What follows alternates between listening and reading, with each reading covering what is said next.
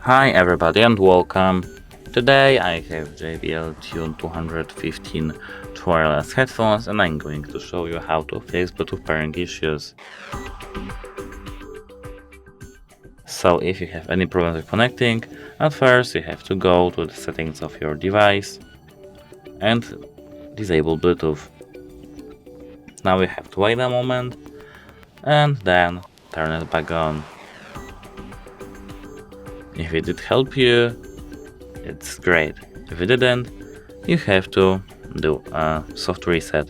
To do a soft reset, you have to just reinsert your headphones.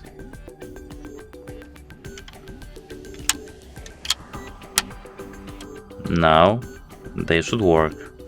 If they don't, you just have to do a hard reset. To do a hard reset, you have to hold your fingers for 10 seconds on your buttons on your headphones.